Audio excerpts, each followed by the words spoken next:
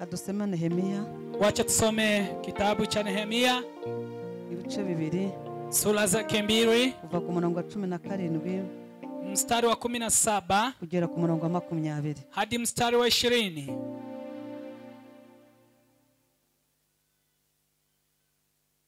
Abantu bazi gusoma neza Kinyarwanda. Yule mtu ambaye amefahamu kusoma Kirwanda vizuri. Tarimo Nehemia ibice bibiri umurongo wa 17 kugera kwa 20. Nehemia sura 2 na mstari wa 14 hadi 20. 17 hadi 20.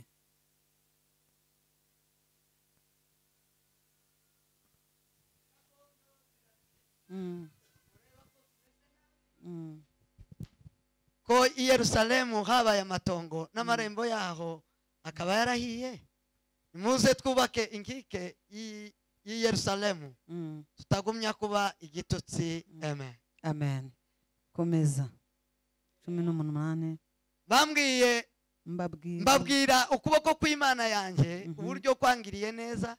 Mbabwira n'amagambo umwami yambwiye. Baravuga bati nimuhaguruke twubake. Nuko biyungamo bagira imbaraga zo gukora uwo murimo mwiza. Komeza. Ariko Senebarati umuhoroni na Tobiya umugaragu w'umwamoni na Geshemu umwarabu babyumvise baraduseka. Badushinyagurira baratugaya bati ibyo mukora ibyo ni biki? Murashaka kugomera umwami? Maze ndababwira nti Imana yo mu ijuru niyo izatubashisha. Nico gizatuma webwe abagaragu bayo duhaguruka tukubaka. Ariko mwebwe nta mugabane, nta buryo, nta n'ugwibutso mufite muri Yerusalemu. Amen. Mwakira ijambo ry'Imana. Dushimiye Imana. Haleluya. Tugiye kuvuga hejuru yo kubaka. Tunataka kuongea kuhusu kujenga. Ejo twavuze ku bintu bijyanye no gukora, sibyo? Jana tuliongea kuhusu kazi. Mbabwira ububyutse butarimo imirimo. Ntago ububyutse ari ukuvuga gusa, just ugomba no gukora practice. Yani uamsho si kuongea tu, lakini ni lazima ufanye pia mazoezi. Dusomye umugabo Nehemia. Tumesoma nabii Nehemia. Mwene Hakalia. Babake Natalia. Yayibereye Shushani. Alikuwa mahali kunaitwa Shushani. Nta kibazo yari afite. Hakukuwa na shida yoyote. Ariko umugabo mwene Anani araza. Lakini mzee mwingine anaitwa Anani akaja. Amakuru Yerusalemu. Akamuuliza historia za Jerusalem. Amubwira uburyo amarembo yaho yabaye amatongo. Akamwambia venye lango zao zimebomoka. Venye kulikuwa. Nkuko umuntu yavarugura akababwira uburyo amazi zariye inka. Kama mtu anaweza toka Ushago ambie venye ng'ombe zimeharibiwa. Ababwira uburyo ki habaye amatongo. Anawaambia venye huko hakuna watu wanaishi. Tukiyungamo umurimo mwiza wo kubaka. Sasa tunajihisi kazi njema ya kujenga. Ariko muri uko kubabwira imirimo myiza Nehemia, kwa kuambia kazi njema, habonetsemo abagabo batatu. Kulipatikana wazee walio watatu. Ngira mugenzi wangu abagabo batatu. Ambia mwenzio wazee watatu. Haleluya. Amen. Turi kumwe. Tuko pamoja. Basani Barati. Senebarati. Batopia. Tobia. Geshemu. Batangira kumuca intege. Wakaanza sasa kukata tamaa. Bamwereka ko agiye kugomera. Wakamuonyesha yeye ni kizuizi. Behe bamwereka uburyo ibyarimwe atari byiza. Wakamuonyesha venye kazi anayoifanya si njema. Ariko hari ijambo ryiza yababwiye. Lakini kuna neno moja alisema. Ngo maze ndababwira nti. Akawaambia ya kwamba Imana nyir'ijuru. Mungu mwenye mbingu. Nizatubashisha. Atatuwezesha. Nicyo kizatuma. Hiyo ndiyo itasababisha. Twebwe abagaragu bayo. Sisi watumwa wake. Tuhaguruka tukubaka. Tukisimama kwa ujenzi. Ariko mwebwe nta mugabane. Lakini nyinyi hamna ulidi. Nta buryo. Hamna na ana. Nta rwibutso. Hamtakumbukwa. Mufite Yerusalemu. Mutakuwa na Jerusalem. Turi mu bubyutse. Sibyo? Sisi tuko kwa uamsho. Ndashaka mbabwira uburyo cyangwa se abantu batatu bica iterambere. Nitawaambia watu watatu ambao wanaharibu maendeleo. Nuvuga ngo iyo umuntu yahagurutse kubaka, mtu akisimama kwa ujenzi, hari abantu batatu bahaguruka kumurwanya. Kuna watu watatu wanampiga vita. Igihe cyose wahagurutse gukora ikintu cyiza, kila mara ukisimama kufanya kazi iliyo njema, ntabwo uzabura umuntu uzahaguruka kukurwanya. hautakosa wale watakupiganisha vita. Hari abagabo batatu rero. Kuna wazee watatu. Kwa hiyo Umugabo wa mbere, mzee wa kwanza nureba mu ibyahise byawe, ni yule anatazama historia yako iliyopita.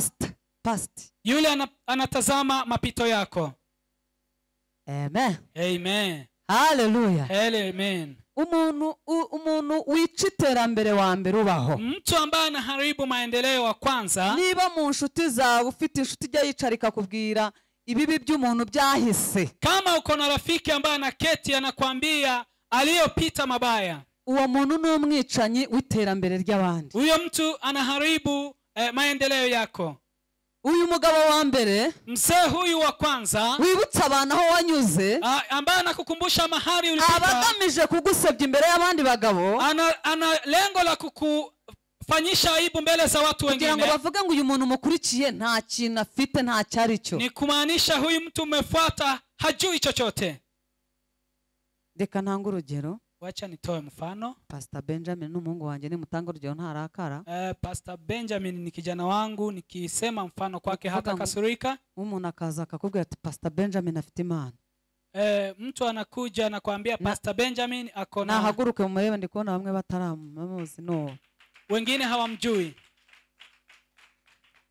ni umuhanuzi, yeye ni nabii, ariko ugasanga hari umuntu ushobora kwitwaza ahahise he.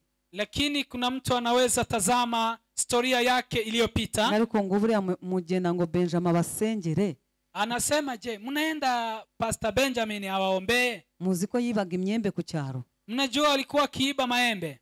Muzi ko ise yanywaga inzoga akarwana? Mnajua babake alikuwa anatumia pombe hadi analewa? Ndetse n'amafoto bakayakura yerekana ibyo wakoraga kera, hata wanatoa picha za zile vitu ulikuwa ukifanya zamani, na video bakazikura bakazigaragaza, hata video wanazionyesha. ariko ujye ubabwira ngo iyo ni past, lakini waambie hiyo ni mapito. I'm talking about my present. Mimi naongelea kuhusu sasa.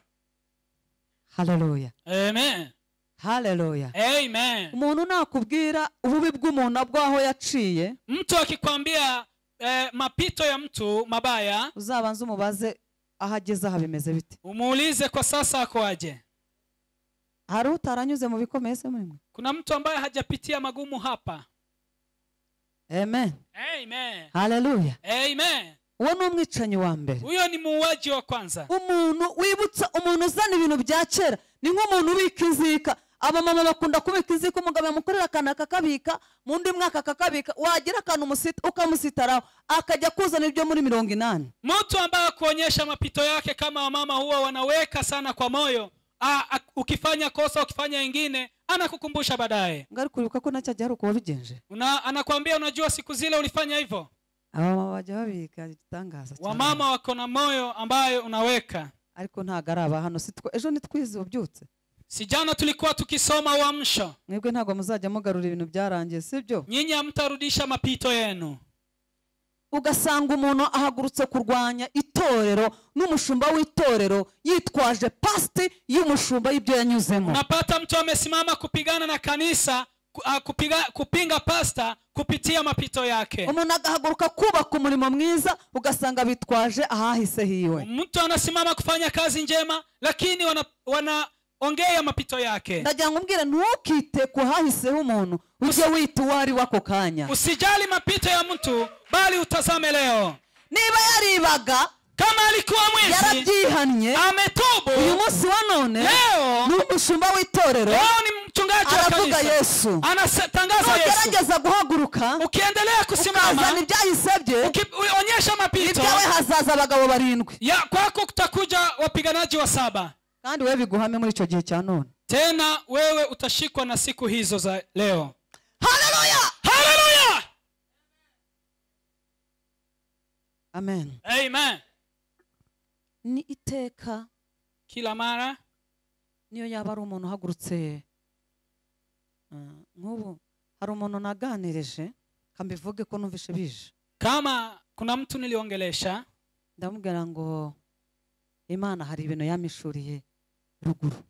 Kuna vitu Mungu alinifunulia uko ushago kwetu. Dufata amasengesho dusenge tuchukue maombi tuombe biriya bintu by'intambara birangire. maombi hizo vita ziishe. Nari mvuze nabi? Nilikuwa nimesema vibaya? Uzi ukuntu yanshubije? Unajua alinijibu aje? Biriya ntambara ntizopfa irangiye. Akasema vita hiyo haitaisha kambwe. Bo bazopfa bongere bapfe. Tutakufa tukufe tena. Ngo ntabwo izapfa irangiye. Hiyo vita haitaisha hata kidogo. Ikintu cyose gifite itangiriro tugira n'iherezo. Kila kitu kina mwanzo, lazima kiwe na kikomo. Nta kintu gitangira ntikirangire. Hakuna kitu kinaanza bali hakiishi. Yaba kitangiraga imvura ntabwo iba yarahise ku gihe cya Nowa. Yani kama hakiishi, mvua ya nyakati za Nuhu ingeisha. Ndangije ndamubwira, nikamwambia ya kwamba tuzataha kiriya gihugu kirimo amata n'ubuki warapfuye. Tutarudi huko hiyo nchi ikiwa asali na maziwa. Narigize akababaro kari kangeze hano. Yani nilikuwa nimehuzunika sana. Nanjye ndamubwira, nami nikamwambia, Imana yambwiye ko kiriya gihugu kizavamo ikibuga cy'indege gikomeye. Nikamwambia hiyo nchi itakuwa na uwanja wa ndege kubwa sana. Imana imbwira ko mu buri bwoko hazavamo president uzayobora Kongo. Yani kwa taifa hilo kutatokezea rais ambaye ataongoza hiyo nchi. Imana imbwira ko izahakora umujyi na highway zizabonekayo. Yani Mungu atatengeneza hata highway, barabara ya highway itapatikana. Igihe Imana yabimbwiraga, siku Mungu aliniambia, nayobye inzira ntago wari uhari. Haukukuwa hapo. Ariko ndamubwira, lakini nikamwambia nkuko Nehemia yabwiye aba bagabo, kama venye Nehemia aliambia wazee hawa, nta mugabane, wewe hautakuwa na urithi, hautakumbukwa, muzagire Yerusalemu, hautakuwa kwa Yerusalemu. Mbabwire mwese ko muri hano, niwaambie nyinyi nyote kwa ujumla, niba usengera dosiye yawe udasengera kiriya gihugu ngo intambara irangire, kama unaombea kwenda nchi za kigeni lakini bali hauombei nchi yako, uzahera aho uzajya ntago uzagitaha, hautarudi, utakaa huko tu. Ndangije ndamubwira, nikamwambia ya kwamba nje Imana yambwiye ibyo bintu, Mungu aliambia mambo hayo, kandi bizaba ntarapfa nkiriho, yatatimia nikiwa nikiishi, ni kandi ikimenyetso cyabyo, na tena ishara ni Imana yambwiye ko igiye kukinyereka. Mungu ataniambia.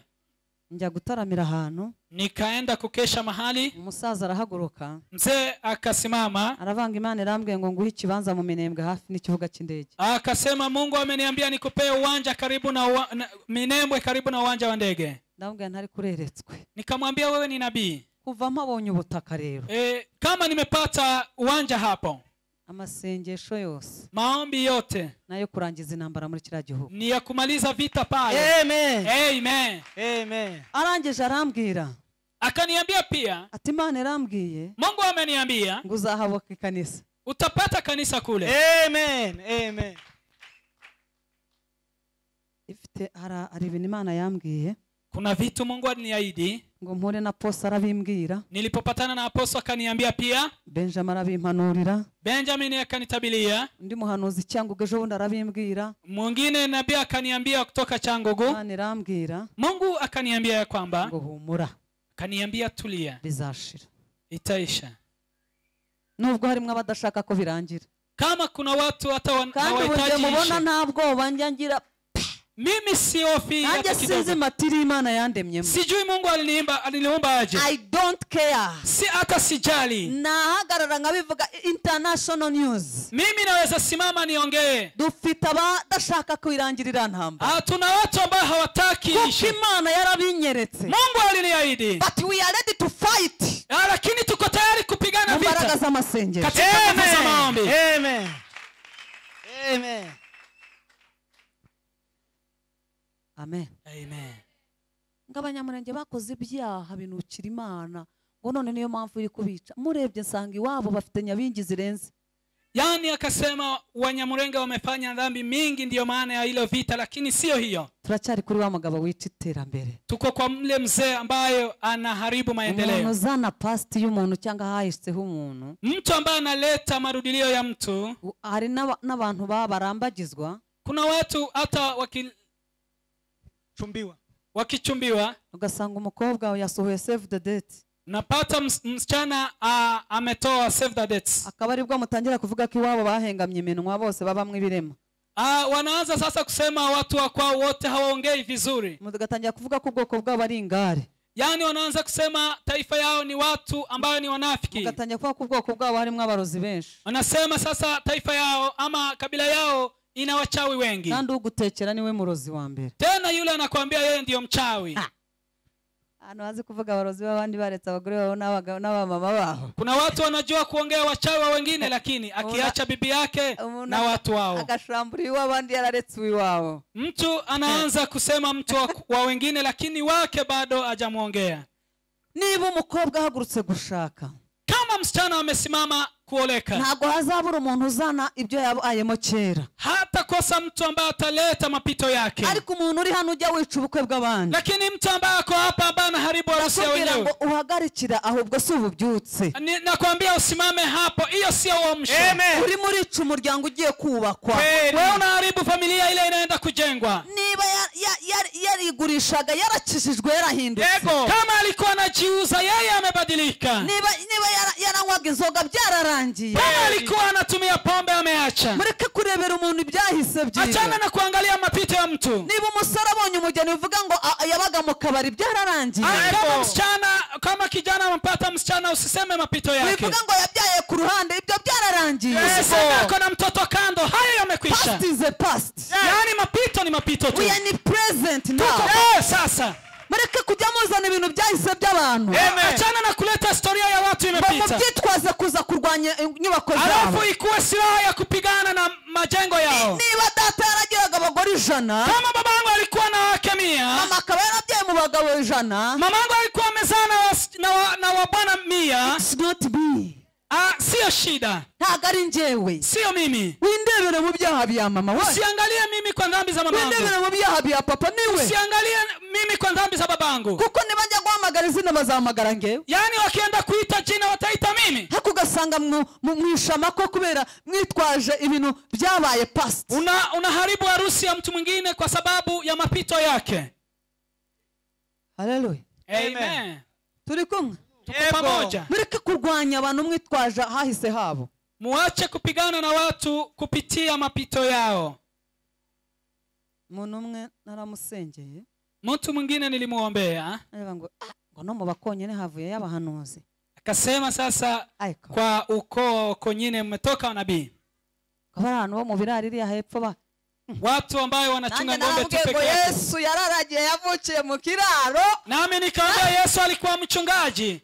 Nago Yesu yavukiye mu murima hinga ibijumba. Hakukuwa analima. Yavukiye mu kiraro k'inyana. Alikuwa kwa nyumba, kwa zizi la ng'ombe. Mashumba ndani. Yani alikuwa kwa zizi hilo la ng'ombe. Wabigira ute? Unaweza fanya nini? Kitanguka ishatse. Yani Mungu anatoa karama venye anahitaji. Yesu ashimwe cyane. Amen. Ngiye ubahagaze hano imbere. Mimi niliposimama hapa mbele, isi cyangwa se ubuzima bw'isi bwo kuryoshya nta muntu wabundushana murimo. Maisha ya dunia ya raha hakuna mtu ananipita nyinyi nyote. Ariko lakini hari ibintu bibiri natinyaga. Kuna vitu mbili nilikuwa naogopa. Kandi nkabitinya bitewe no kwanga kwangiza izina rya data. Nilikuwa naichukia kwa sababu ya jina la babangu. Icyambere, jambo la kwanza, sinigize nkoze inzoga mu kanwa. Singekuwa nitumie pombe hata kidogo. Icyakabiri, jambo la pili, ngo nje mu busambanyi ama niende kwa usharati. Numvaga ari igitutsi. Nilikuwa nasikia ni matusi. Twebwe ari ukuntu twaturaga mu mihana. Kuna venye tulikuwa tukiishi huko kwa mjini. Tuvuge umoja wanu bakavanga hani mu Bega. Ni kumaanisha umoja wani ni kwa kabila hii. Moja tu mu Basinga. Umoja tu ni Wasinga. Moja hariya mu Bashamba. Umoja hiyo ingine ni kabila ingine. Nibango umwana wese wakoraga ikosa bamenyaga ngo no kwa runaka. Mtoto barako naho wikoreye Kampala ndani watahaga mbarari wanyu hagati mu ugasanga ni nk'icyapa wimanikiye. Yani ukitenda jambo lolote mbaya ukirudi kwenu unapata ni kama watu wote wanajua. Kuko twaramenyanaga cyane. Kwa sababu tulikuwa tukijuana sana. Uva mu modoka utashye uvuye ku ishuri. Unatoka kwa gari ukiwa unatoka shule. Abasaza n'inkoni n'ingofero. Wazee na fimbo na kofia. Kubwira ngo yeshango ngwino hano. Anakuambia kuja. Uruwandi. Wewe ni wa nani? Abwa ngo ndo kwa runaka. Unasema mimi ni wa fulani. Tayari niba hari umuntu uri Kampala wa kwa runaka mu Bega yamaze kumenya ko igikorwa cyo mu Basinga cyabaye kibi. Yani kama kuna mtu hapa anakujua, amejua tabia zako pia. Ndangije nilipomaliza ndavuga ngo ibyo byose nzabikora, nikasema sitatenda hayo, ariko nibera umusitari original plus 100%. yani nikakuwa mtu ambaye amejulikana, msanii asilimia kwa mia. Nakoze studio ya mbere muri Kampala y'abahanzi, Nilifanya studio z'abageni z'isi, ama video audio narandikaga. Mimi ndio nilikuwa mtungaji wa nyimbo za maharusi. Ndagukopeza. Mimi nawaambia, nakoze ikiganiro cha talk show cha politiki kirwanya ivanguramoko ku isi. Mimi niliongea kwa radio ambayo maongezi inaitwa Top Show. Kandi nakoraga ahantu hose nshatse. Na nilikuwa nikifanya kazi mahali popote nahitaji. Kuri president wari wese.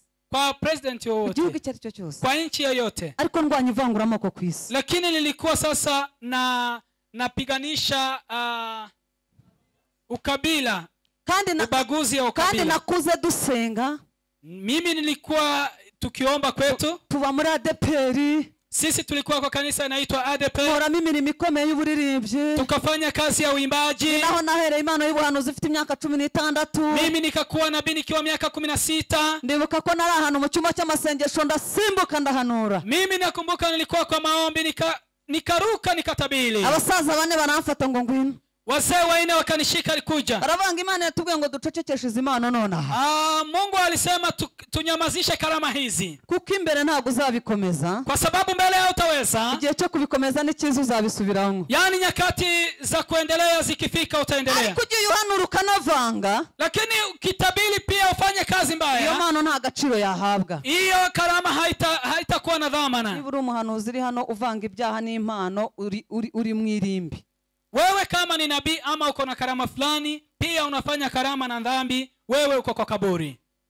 Turi kumwe? Tuko pamoja. Hallelujah. Hallelujah. Hallelujah. Hallelujah. Ibyo bintu bambwiye. Mambo hayo niliambiwa. Barambwiye ngo bagiye kundekera ibintu bibiri gusa. Wakaniambia tutakuachia mambo mawili tu. Turakusigira gusenga no kuririmba. Tutakuachia kuomba na kuimba. Ariko guhanura no kwerekwa birangire. Lakini kutabiri, kuonyeshwa vision zishe. Ariko kuri iki gihe baravuga ruga ngo banyimike.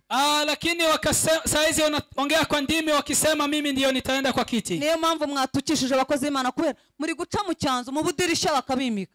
Yani mnapitia lango la kando wanawapaka mafuta. Ariko ubanza gutuza. Lakini kwanza unatulia. Gira mugenzi wangu gutegereza ni byiza. Ambia mwenzio kungoja ni jambo la maana. Muri iki gihe dufite mwabashumba mwe dufite abantu bahanura mu gitondo bagashaka ko basiga amavuta. Kuna watu wanatabiri asubuhi wanataka wawekewe pako. Tukiharakisha. Ibyo bintu nkuko babimbwiye ati bizamera gutyo niko byabaye. Venye niliambiwa ilikuwa hivyo tu. Umunsi umwe, siku moja, sindinjira muri boîte. Sizi no kwisi. Mimi sijaingia kwa club, hata sijui inafanana nini. Ariko rimwe abana banga ati tutize imodoka. Wengine wakaniambia tusaidie gari. Ndabwo ariko simbatiza reka mbatware. Lakini sitawapea gari yangu, lakini nitawabeba, nitawadrive. Bagenda bagera ku muryango wa club. Wakafika kwa club. Nahera ariko kandukurege hano ndebe ibintu biberamo. Nikasema wacha niangalie hapa, niangalie nini inaendelea. Nikandagira ku muryango. Nilipokanyaga kwa mlango, nareba umuntu mpinje nkabona bayihene. Nilikuwa nikitazama mtu naona amekuwa mbuzi. Naona nkabona unda bayimbwa. Mwingine anakuwa mbwa. Nanya kwa unda bayinzoka ifite imitwe igiye kundi. Mwingine amekuwa nyoka. Subira inyuma mvuze none mu izina rya Yesu, mu izina rya. Nikarudi nyuma nikisema katika jina la Yesu, katika jina la Yesu. Ukaza abana bari baramembye pasiteri. Walikuwa kwa kazi walikuwa wamesema mimi ni pastor. Ariko ubuzima bwose bubaho. Lakini maisha ale yote yanaishi. Nayaciye. Mimi nilipitia. Naciye mu buzima bwo kwangwa nta kintu wakoze. Nilipitia kwa maisha ya kukataliwa kama sijafanya kosa. Naciye mu buzima bwo guhimbirwa ikinyoma. Urazi yuri umunyamakuru ugasanga umuntu ahagaze televiziyo yindi Facebook bagushize ikintu utazi. Kwa Facebook wanakuwekelea jambo haujui. Cha mu bintu bitandukanye. Nikapitia mambo tofauti. Ariko Imana imiteguro uyu munsi wa none. Lakini Mungu alikuwa anaandaa leo. Umuntu urwanya rero ndagiye kubaka. Mtu ambaye anapiganisha mwingine akienda kujenga familia yake. Twakoranya ko akazi kera akabona magaza. Kama mtu tulikuwa tunashiriki mambo hiyo yote, alafu anaona nikisimama hapa. Yavuga ati niwe cyangwa siwe. Anaweza sema ni yeye ama sio yeye. Ariko aho Imana amagarira umuntu ntago buhari. lakini mahali Mungu anaita mtu wewe hauko, naho Imana igiye guhera uwo muntu imodoka ugiye kurwanya ntiwari uhari, na mahali Mungu atampea gari yule mtu unampiganisha vita wewe hauko. umugabo wa mbere rero nuuzana ibyahise. Mzee wa kwanza wa kupinga maendeleo ni yule analeta historia yako. Umugabo wa kabiri, Mzee wa pili ni uwo bita rucanege, ni yule ambaye wakufanya ukate tamaa. turi ku bagabo bata, Sisi tunaongelea wazee watatu barwanya umuntu ugiye gukora iki? wanapiganisha mtu ambaye anaenda kwa maendeleo, Kubaka. kujenga. Turi ku ijambo ryo kubaka. Sisi tuko kwa neno la ujenzi. Uyu mugabo Nehemiya, Mzee huyu Nehemia nubwo yahuye n'abagabo batatu, hata kama alipatana na wazee hawa ntabwo yigeze watatu acika intege. hakukata tamaa. Hari ijambo Imana yavuganye nawe, Kuna neno Mungu alikuwa ameongea naye, kandi igihe cyarageze na siku zilifika arubaka. akajenga. Amaze kubaka, Alipojenga abamurwanyaga wale wote walikuwa wakimpiga vita bemera Imana yiwe. wakakubali Mungu wake. Abantu bagiye kwemera Imana ukorera, Watu watakubali Mungu ambaye unatendea kazi. nubwo babona ko usenga udasenga, Kama wanasema wewe hauombi hata kama ariko igihe unaomba, kigiye kugera bamenye ko ariyo yaguhamagaye. nyakati zitafika wajue wewe Mungu alikuita. Umugabo wa kabiri ni rucanege. Mzee wa pili ni yule ambaye anafanya ukate tamaa. Nk'ubu hari abantu bananiwe ingo, Kuna watu ambaye wameshindwa boma zao, babwira abandi ngo kubaka ngayiwe ngabagabo bose ni bamwe. anakuambia wazee wote ni the same. Simujya mubyumva? Si mnasikiza? Kubera ko rwamunaniye, Kwa sababu familia ilimshinda, yumva ko n'abandi bose ruri bananire, anajiambia ya kwamba wote watashindwa. ukumva n'ushaka gushakagiza ubwoba. Hata yule anataka kuoa amehofia. Nk'ubu hari umuntu ushaka kuba afite ibyashara byo gucuruza amata, Kama kuna mtu ako na biashara ya kuuza maziwa, kubera ko yagiye gucuruza atari Imana yamutumye, kama alienda kuuza kama Mungu hajamtuma, arahomba. akapata hasara. None abonye ugiye gucuruza araguca intege. Akikwambia ukienda kuuza, akikuona ukienda kuuza maziwa anakuambia acha. Buriya hari abantu bavango ntago apotre bazagura kiriya kibanza. Kuna watu walikuwa wakisema Aposo hata nunua uwanja wa kanisa. Miliyoni z'amakenya bazikura. Milioni 4 ya Kenya. Ugira ngo se ntibabonetse? Si walikuwa wengi? Aho. Hata kwa sasa Ubu wako. no hari n'abatemera ko mwaguze. Hata kuna watu hawajakubali ya kwamba mlinunua. Aboga ni wa mugabo wa kabiri rucanege. Huyo ni yule mzee anafanya watu wakate tamaa. Mushuti ufite zose. Marafiki unao wote. Niba ufite inshuti yari kubwira ngo ntibishoboka mureke. Kama uko na rafiki anakuambia haiwezekani, achana naye. Umuntu uri uhakana negative mureke. Achana na yule mtu anasema haiwezekani. Umuntu ukubwira ngo ntago uzagenda. Mtu ambaye anakuambia hataenda, utaenda. Umuntu ukubwira ngo ntuzashaka. Mtu ambaye anakuambia utaoleka. Umuntu ukubwira ngo ntuzatera imbere. Mtu anakuambia hautapata. Haleluya. Mwirinde ibicanege. Mwache kukata tamaa. Abantu bavuga ngo ntibishoboka. Wale watu wakusema haiwezekani. Abantu bavuga ngo ntibishoboka. Kuna watu wanasema haiwezekani. Ugatwita bavuga ngo ntazabyara. Unakuwa mjamzito ukisema hautajifungua. Ukabyara bavuga ngo ntazarera. Ukijifungua anasema hautalea. Ukarera bavuga ngo ntazakura. Ukilea ukisema mtoto atakuwa. Ariko nagira ngo ngutangarize. Wacha nikutangazie. Imana yo wahagurukanye nayo. Simama nayo. Irangiza umurimo wayo ku buzima bw'umuntu. Utanisha kazi yake. Nta muntu warogoye umugambi w'Imana. Hakuna yule anaweza pinga Mungu. Naho mwafungirana hano hantu. Hata kama mkimfungia mahali hapa. Hari umuntu uzaniye nk'imodoka nziza hanze. Kama kuna mtu analeta gari nzuri. Imana izasatura iki gikuta. Mungu atapasua ukuta huu. Macho njye gufata ibyanje. Ambayo nitapitia kwa lango hilo niende kuchukua mambo yangu. Mwirinde barucanege. Mwachana watu ambao wamekatisha tamaa.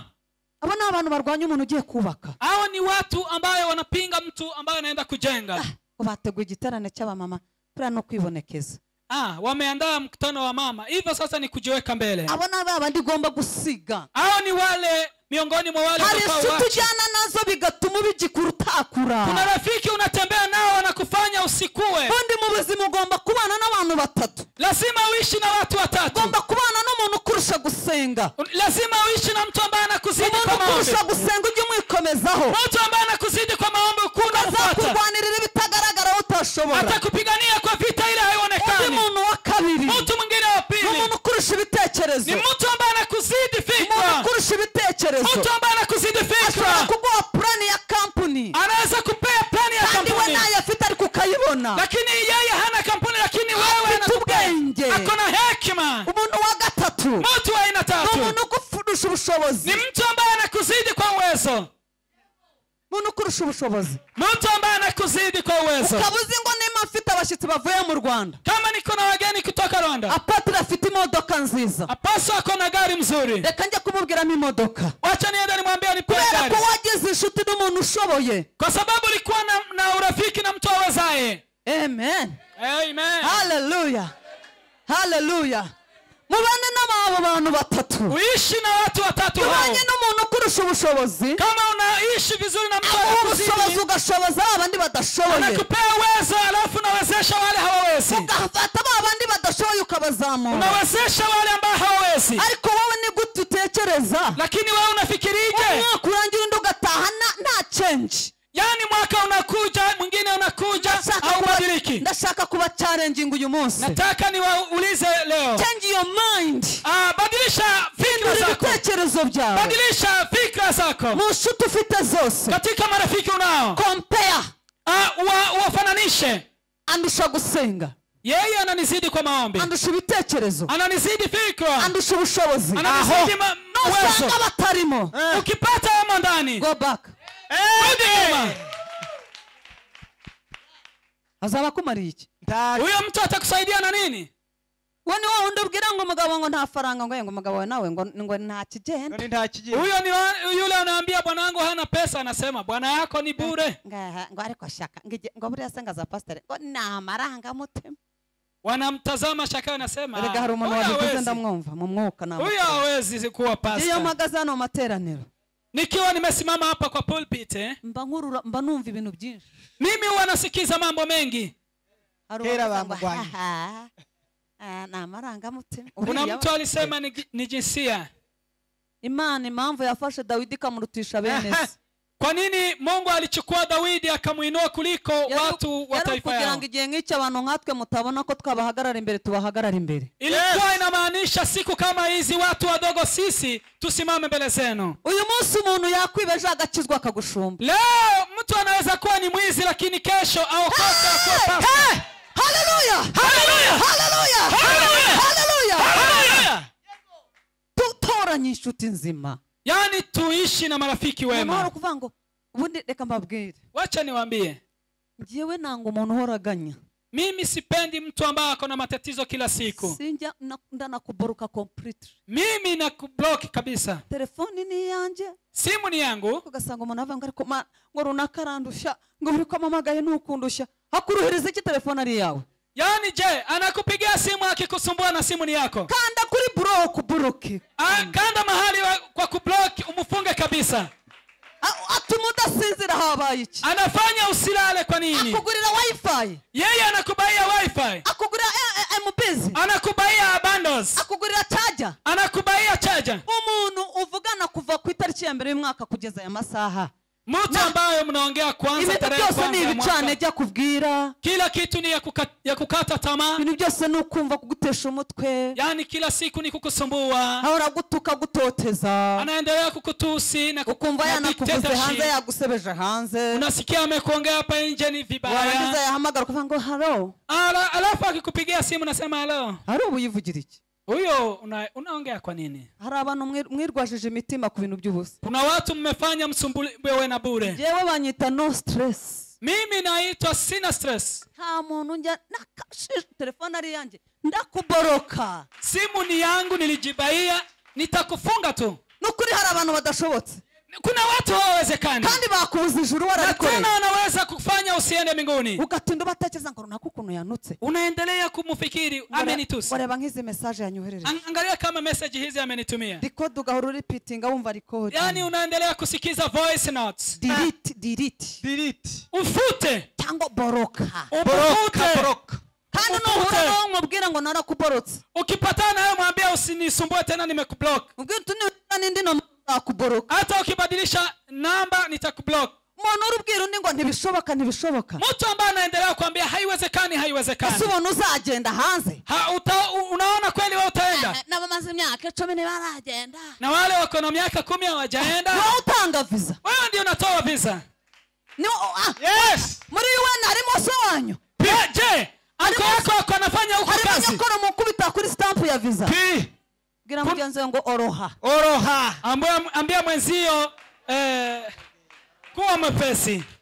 Haleluya. Hallelujah. Ibintu bigustressa. Mambo yale yanakuletea stress. Ugasanga umugore yanze kuva kundi amuzanira mushene. Akajya gukingurira umuryango wiwe. Mumama amakataa kukuondokea na kuletea mambo ya mshene. Yaje wakubwira barindagara. Alikuja kwako akaambia wale wamekula umena. Akakubwira uwambaye igitenge cha musazi. Anakuambia yule amevaa matenge ya pesa kidogo. Akakubwira bakuyemo inda. Anakuambia wale ambayo wametoa mimba. Ujya wizanira umunyamakuri wawe. Wewe unajiletea mtu wa habari mbaya kwako. Iyo nzu wajya uyikinga umukingurira iki? Kwa nini usifunge nyumba yako asingie? Bwira umugore mwegeranye ngo jya ubakingirana. Mwambie mama mabaya kwa karibu na wewe wafungie nyumba wasingie. Munakuzaniye mushene wawe. Mtu anakuletea mshene kwako. Hagusize wabyimbye ungana nk'ikirayi. Anakuacha kama umevimba. Kandi urabizi ko akanwa ke katavamo ibyiza. Na unajua kabisa chemichemi yake hazitoka maji safi. Kukingurira umuryango wawe. Lakini unaendelea kumfungulia mlango wako. Nge hano nuye mfite kamera ku gipangu. Mimi mahali naishi niko na kamera hapo kwa mlango. Apotre yarahageze. Apostle alifika. Icyumba ndaramo kiri hejuru. Yaani mahali nalala ni juu. Njya numva kengere ngo twe. Mimi nasikia kengele kisema twe. Akingura ku kadirisha gose. Nafungua dirisha hapo. Ngavuga aya ni gica. Ni fulani. Ahita ngo gica mumubwire ko mara ariko simubona. Mwambie niko lakini sina time. Ugasanga ugiye kwa pasteri. Unapata unaenda kwa pastor. Gahunda mufitanye. Hauna appointment na yeye. Ariko mwabashumba mwaragowe. Lakini wachungaji mko na shida. Mugitondo ugiye kwa pasteri. Asubuhi umeenda kwa pastor. Majioni unaenda kwa pastor. Afite ukwanywa icyayi. Hana venye atakunywa chai. Wenda yiyambariye n'agakabutura kugira ngo aruhuke. Hata amevaa kinyasa ili aweze kupumzika. Yambaye kamambiri utangiye kureba ibirenge by'uburyo cy'inzara zitarimwo. Ana akivaa slippers unaanza kuangalia makucha yake. Nahagarara hano uzajya ubona bya birenge bitarimo inzara.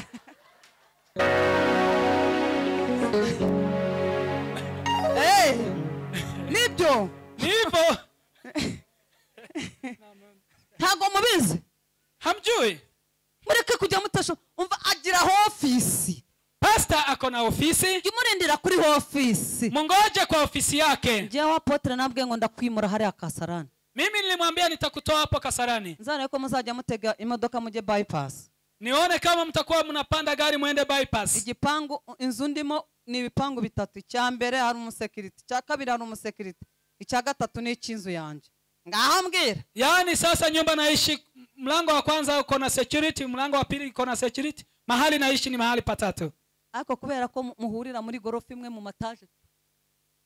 Sasa mkitembea uramanuka ngo kanje kuri pastor. Yaani unashuka unaenda kuangalia pastor. Afite umwanya wo kumucyayi no mugore we n'abana. Hana muda wa kuongea na familia yake. Songeye agatsima kamukwiriye n'inyama zibakwiriye n'abana. Uraje niyonka. Uraje. Yeye akona chakula kile ameandaa cha familia yake. Lakini wewe unakuja na watoto watatu ama wanne. Uko no kugira inshuti zitagutse mu bitekerezo. Hivyo ni kutokuwa na rafiki ambazo wamepanuka kwa fikra. Ubaye waragize inshuti yagutse ntiyakwemera kujya ujya gusura umuntu nta gahunda. Kama uko na watu wenye akili hawezi enda kukutembelea kama hana appointment. Umuntu wa gatatu. Tutaongea kuhusu mtu wa tatu. Mureke kujya murusha abashumba. Msifanye wachungaji wetu wachoke tafadhali. Magarira hata yewe. Lakini wengine wanasema Reverend Magi yeye ngewe ntago ye gahunda ujuze ukandeba neza nkakubwira wambonye ni ngewe ariko singusengera nta gahunda mfitanye nawe niba upfuye Yesu yabyo ngo mureka abapfu bamba abapfu babo ubwo nyine urapfa. Kama hujabuka appointment kwangu siku kuja hivi kama unakufa Biblia hata ilisema acha wafu wawazike wafu. Ni n'abantu barya isumu kubera isoni. Kuna watu hata wanakula uchawi kwa sababu ya aibu. Naho mujya gukamurira abapasiteri mubyukira mu ngo zabo mujugunya y'ibihuru ngo mwaje kubasura wiriza amarira yo kubeshya. Sasa mnakuja kutupilia uchawi kwa pasta, ukikuja ukijifanya unalia na hauli. Aba bagabo bavuye iriya aho babaga basenga berekwa none basige bamwe bafitemo ibitokorwa mwarabatokoje mwabajomboyemo mwabariye inzara Wengine sasa kubera- walikuwa wakitoka huko wakiwa manabii, lakini siku hizi mumewaingilia kisirisiri. mw'abapasiteri The pastors, mushyire security mu ngo zanyu. mkuwe na usalama kwa nyumba zenu. Ntabwo bano bantu bagira amarira y'ikinyoma isi yabarangiye. Watu hao wako na machozi ya uongo. Ageze arira ngo ibibazo biramwishe kandi azanye isumu. Anakuja akilia ako na shida na changamoto, lakini bali analeta sumu. Hari uwanzaniye umwanda, uyu bituma umwanda. Kuna mtu aniletea uchafu, huyu ambaye anaitwa uchafu. Azana hari Akakuja kama mimi si yuko, abagore babiri baraza. wamama wawili wakaja. Niyo mpamvu nahise nshyiraho kamera. Ndio maana niliweka kamera. Abaga sha muzongere kuza nzajya mbabona. Mkikuja nitakuwa nawaona. Ubu buri bahungu banje nashize link muri telefone, usigaye mu rugo urakanda bagahita bakubona muri telefone. Yani niliweka linki kwa simu, ukija na kuona kwa simu. No kwa Apotre ndabwira umugabo wanjye agenda yestaremo kamera. Nitaambia mzee wangu apite afanye kamera. Nuzajya ubona umuntu ababyuciye mujye muri gukingura. Mkwe mnaenda kufungua kama amefika. Baraza se ngo bazanye ibirayi, baza n'umutwe gusa. Wanakuja hata waleti chakula, wanakuja kichwa Bakaza tupu. kurya nibyo mwayimwibici. Wanakuja kukula hata kile chakula chenu. Habe no kuvuga nta shopping baba bakuze. Nta shopping. Ubu mpagurutse. Revera wanare. Haguruka gato. Reverend asimame. Ninde muntu uherutse kwambika uyu mugabo suti? Nani alishambaia suti? Kuva yatangira itorero ninde muntu wamwambitse? Nani alishambaia suti? Sobona. Icarire rere. Hari se? Kumepatikana hata mmoja. Baranyina ngo pastor ngo nta mwanya duha ngo ntaba abure kujya gushaka amafaranga yo kwiyambika aze kukureba umuhiki. Akose kwenda kujitafutia kuja kuangalia umpe nini. Ngaje mureka kugorana. Beba mizigo yako kama uwezi kufanya kintu kwa pasta yako. Ugomba kwikorera ibibazo byawe. Umwicanyi wa nta kintu ugomba gukorera. Wa gatatu dusoza. Mtu wa tatu tukimalizia hapo. Ndabatindije mwihangane. Mumekaa sana. Wa gatatu rero. Mtu ule wa aina ya tatu. Urwanya ejo hazaza cyangwa kubaka. Yule anapinga kesho. Ni wowe ubwawe wirwanya. Wewe ndiyo mwenyewe hapo unajipinga. Ngira mugenzi wangu ntukirwanye. Ambia mwenzio usijipinge. Wa gatatu. Mtu wa tatu. Ni wowe ubwawe. Wewe kibinafsi. Ushobora guhirimisha inzu yawe ukayisenya completely kajya hasi. Wewe ndiyo nafaa ubomoe nyumba yako uiweke chini. Yaba ari mu isi y'umwuka cyangwa mu mubiri ni wowe ubwawe. Ikiwa nchi ya kiroho ama kimwili ni wewe kibinafsi. Mwagira ngo mbabwire impamvu. Mnataka niwaambie kwa nini? Turi kumwe. Tuko pamoja. Hallelujah. Amen. Iyo utamenye uriwe, kama hujagundua wewe ni nani, abandi bakwibutsa uriwe. Wengine wanakuambia wewe ni nani. Murabyumva? Mumesikia hiyo neno? Icyambere no icyo ikumuntu wirwanya akubaka kisenya no umuntu utamenye uwariwe. Mtu ambaye hajagundua yeye ni nani, huyo ndiye anajipiganisha. Reka mbabwire ingero zihuse. Wacha niwaambie mifano iliyo na haraka. Yasinja njya mu ngero zo muri Bibiliya. Siwezi enda kwa mfano ya Biblia. Mvuga izo ndeba hano ahamwebwe. Mimi natazama wale naona hapa. Kasanga umuntu napata mtu ababikoze mu mbabarire simba tunze urutoki ariko ntimuzasubire. Wale wamefanya hiyo kitendo msiseme nimewajua, hata siwajui. Nimeona ko nambaye ibitenge. Si mnaona nimevaa matenge? Nta mukonyine wambara igitenge nimubizi. Hakuna mtu wa kwetu anavaa. Ntitubizi habe. Hatujui hata kuvaa hivyo. Nangiye kwambara ibitenge jo 2019 irangira. Nimevaa nguo hizi 2019 ikiisha. Mnaona naberewe. Mnaona mimi si niko smart. Ariko ugasanga umuntu yavuye ruguru yambara neza nasiga yambara ikabutura akajya mu muhanda. Mnaona mtu alitoka huko kwao akivaa vizuri, lakini siku hizi anavaa kinyasa. None asiga yambara kamwa akinyorosha we. Siku hizi alikuwa anavaa matenge mbili, lakini siku hizi anavaa moja alafu anajinyosha. Mudafite figa akibwira ko afite figa. Na yule hana urembo anajiambia ako na urembo. Uba wisenye. Hapo ni kujibomoa. ni ukuvuga ngo ubugaragaje icyo uri cyo. Umejulisha watu wewe ni nani. No one can trust you. Hakuna yule atakuamini. Niba uhindurwa n'ibihe, Kama unabadilika kwa majira, ntabwo uzubaka ngo bikomere. hautajenga imara. Ibihe ntabwo biguhindura. Yani majira asikubadilisha. Ahubwo twebwe duhindura ibihe. Sisi tunabadilisha majira. None basigaye bajya kudodesha ibituza hano barakata gutya. Siku hizi wanakata hivi. Simubona Si mnaona? barangiza bagafata akananirwa no gutera haleluya. Anashindwa hata kuinua mikono. Iriba yararikase imeze nk'impingo wagira ngo ni dendo. Yeye amekata hajashonesha mzuri. Nimubibona? Ibituza bijya bakasho nzizi mu bantu bigurisha indaya. Watu ambao wanajiuza pale kwa barabara ndio wanavaa hivyo. Ngo se wa mugore we nutiyubaha ninde uzakuba? Je, mama ukikosa kujiheshimu nani atakuheshimu? Uri muri isenyu bwawe. Wewe unajibomoa wewe mwenyewe. Wewe wabonye fashion ya bazari hana. Wewe unaona fashion ya kina Rihanna? Aba baririmbyi b'isi. Waimbaji wa dunia? Aba bagore b'abariminati b'abafilimaso. Wa mama wa Freemason na wa Illuminati? Ari gupublicita ibimenyetso by'ibyabo bimirwamana. Wao sasa wanatangaza sanamu. Na ugiye kwa tayeri uri umugore w'umukozi w'Imana, uri umukozi w'Imana. Unaenda kwa fundi, wewe ni mama mtumishi. Wanitse ibituza n'ibitugu. Umeonyesha yani mabega yako. Ntago munyamubibona? Si mnaona? Akadodesha ugasanga akashumi kari hano gusa. Anashonewa nguo lakini unapata hapa ni kamba tu kidogo. Ukaza ku gatutu karirimba wambaye mini. Unakuja hapa unaimba ukiwa umevaa trouser yenye dress yenye kutosha. Abasore niba cyambara amasogisi.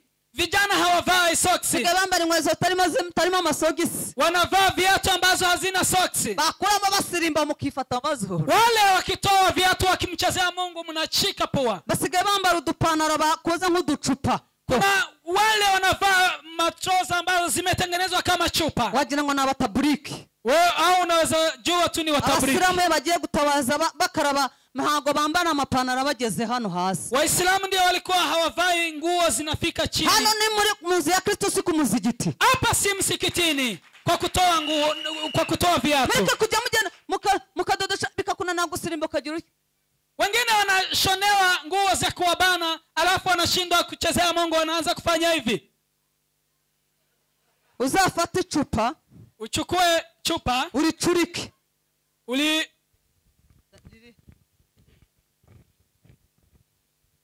Murabona ko hano ari hanini? Naona hapa ni kubwa. Sibyo? Si ndio? Ariko bo barabigize batya baracuritse. Wao wamepindua. Udupanaro turabafashe. Matroza zimewashika. Kandi la style ni y'abatinganyi. Na hiyo style ni watu ambayo gay. Aba gay. Ni watu ambao wanaitwa wa gay. Umusore wambara muri kunde bamwese akamba ugasanga yafunzana namujyamubibona akagafunga, sibyo? Kijana ambaye anafaa yani anafunga yarangiza akakagira n'agace, alafu anaikata tena, yarangiza akambara ukweto rutarimo n'isogisi, anavaa viatu ambaye hana socks, yangiza ngo umuhungu azarambagiza umukobwa wanjye mu izina rya Yesu, alafu atasema atamchumbia ntabwo tuzabaho abageni mu izina rya Yesu, au tuwataki katika jina la Yesu. Gose ntuzambika ubusa abana. Sasa wewe si utafanya watoto wasivae? Ibyo ni ibigwari by'ibihungu. Au sasa ni wapumbafu. Mukajya muhindurwa n'isi, musibadilishwe na dunia, mujye mwambara neza nk'abakristo, mkwe mnavaa vilivyo sawa kama Wakristo, mu buryo bw'umwuka n'ubw'umubiri. Kama unataka kujijenga kiroho na kimwili, komeza uko wahamagawe, endelea penye ulikuwa ukiitwa. Gasanga watukuje iminwa wagira ngo ni kinyoteri yo mu muhanda, yani midomo yako ni umepaka sijui nini, kubera ubikoze ushaje uri kubikora nabi, kwa sababu umeanza kuyatengeneza saa hii unayatengeneza hata vibaya. Ni umurimbo wo gusaza. Yani hiyo ni kujivunia uzee. Abandi babizobereyemo bafite uburyo babidesigninga ko kubera aho bigiye mushaje waharibishije wakubisajyana ikinyoteri. Yani wengine wakianza wadogo, lakini wewe umeanza kuwaiga saa hii, umeharibu style. inzara wagira ngo ni isatura. Isatura murayizi? Bateye inzara wagira ngo ni isatura. Yani wameweka makucha zimekuwa kubwa. Haleluya, wagira ngo arenda kubarya. Akifanya hivyo unadhani anaenda kuwakula na kuwauma. Mwagumye uko mwahamagawe. Si muendelee venye mlikuwa. Umwanzi urwanya kubaka ni wowe. Yani adui ni wewe. Murivugisha ibyongereza n'umukecuru utarize ugashaka kumubwira icyongereza warakimwigishije. Wewe unajiongea hapa si ushago. Ari umwana nabwiye ngo niba atari guru ni hasi kandi hasi bagwayo. Kuna mtoto niliambia kama si juu ni chini. Niba atari ruguru. Kama si na uko juu. Ukomeza umanuka uzagwayo. Ni kama si juu ni kuzimu. Umugore akambara uko ashatse imbere ya sebukwe na nyirabukwe akajya amwereka uko ateye kose. Mama anavaa vilivyo anataka akiwa mbele ya babake mkwe. Ngo twaje mu kizungu bi. Akasema sisi ni watu wa huku tauni. Twaje mu gisirimu. Tumekuja kwa kisirimu. Baraje bagusirimure. Watakuja wakuonyeshe tauni ni nini. Ndashoje. Mimi nimemaliza. Nankunze. Cyamwandakari. Uko niko kubaka. Hivyo sasa ndio kujenga. Ujye urwanya umuntu uzana past yundi. Ukuna mpinga mtu ambaye analeta mapito ya mwenzio. Ujye urwanya umuntu uvuga ngo ntibishoboka. Pingana na mtu ambaye anasema haiwezekani. Na ujye urwanya ikintu gituma uhinduka uko utari. Na wewe pinga ile kitu inafanya ubadilike venye hauko. Komeza uko wahamagawe. Endelea venye umeitwa. Utagira ukwambura ikamba ryawe. Kusikwe mtu atakunyang'anya ulivyoitwa. Komeza wambara neza mubyeyi. Endelea kuvaa vizuri mzazi. Komeza usenge neza. Endelea kuomba vilivyo. Murabona ntambaye neza? Mnaona mimi si niko smart. Iwacu nago bambara ibitenge na mama jambaza ngo ibyo bintu wabikuye he? Hata mama yangu ananiuliza hayo umeyatoa wapi? Ariko nageze mu bantu bambara ibitenge ngomba kuvuga ubutumwa nambaye nkabo. Mimi nilifika kwa watu wanavaa hizi vitenge, lazima niongee injili nikiwa kama wao. Amabobo iki byose tujye tubyambara biratubera. Hizo zote tunazivaa na zinatutoa smart. Murumva mwabana mwe? Mnasikia watoto? Mujye mutaha kare mureke kuzana gufunga umutwe ko gahayo kanyu ko kuvuga ngo hano ni mu kizungu. Achana na kufunga kichwa useme hapa ni town. Jambo ryamwe ngo ubahe so na nyoko kugira ngo uramire mu gihugu witeka Imana izaguha. Neno ilisema muheshimu baba yako na mama yako ili ukaweze kuishi siku mingi kwa nchi Mungu atakupea. Ngo ni nko ku murongo wa 12 aho. Mube maso. Yani mkae mkiwa na mwelekeo. Mureke kujya mu hari umuntu asohoka ukagira ngo ni kantuni agapupe. Kuna mtu akitoka kwa nyumba unasema huyu ni katuni. Abantu bamwe hano abari umweru, andi ari inzobe, andi ari igikara, hano ari fite ikibara, ariko wago buri igikara, gumuri igikara. Kama wewe ni mblack, endelea kuwa mblack. Ndangiza nikimalizia. Abantu bari gukundana kuri social media bahuye n'ingorane. Watu ambao wanapendana kwa social media wako na shida. Nabwiye abakobwa banje nimukajye mwikubita amaselfie, mwikubise makeup, mwigize beza. Hari na makeup zaje zinyorosha izuru rikamera neza gutya. Kuna makeup ambazo zilikuja ambazo zinasafisha pua inakuwa hivi. Si mnajua? Ni bande bazizi. Wanani wanajua? Aibonye. Apotre hari nukuvango ufite izuru ngiryo ryanye nyine akarigira neza.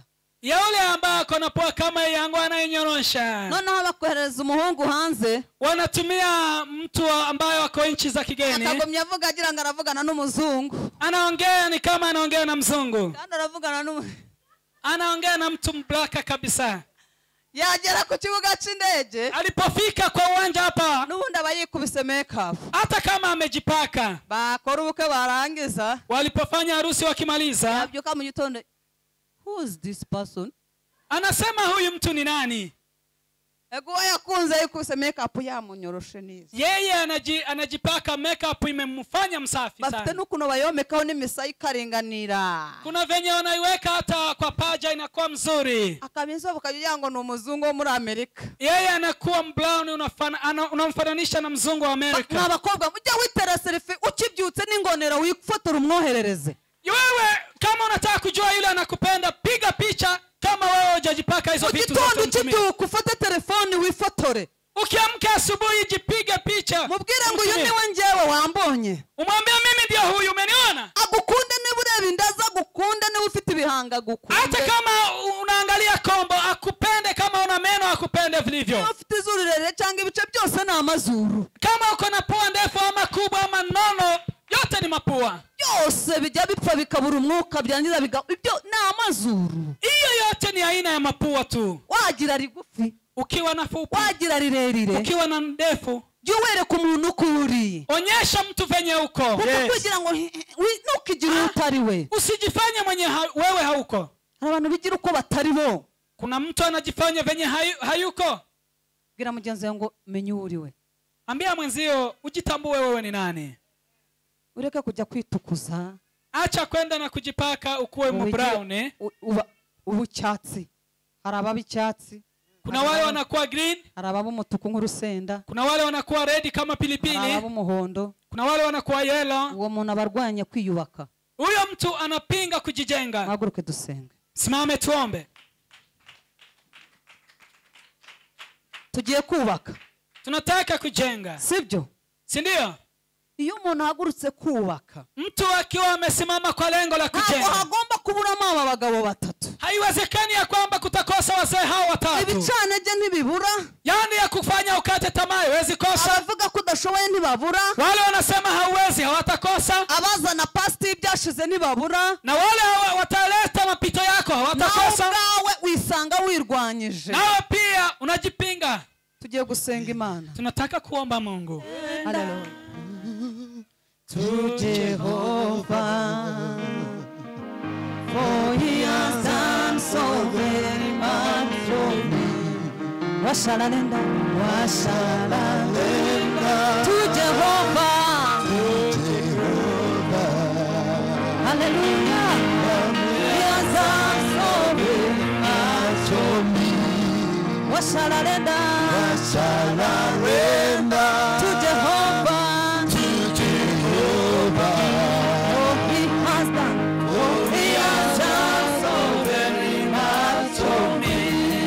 Washalalenda, washalalenda. Turirimba twese to Jehovah, for he has done so very much for me.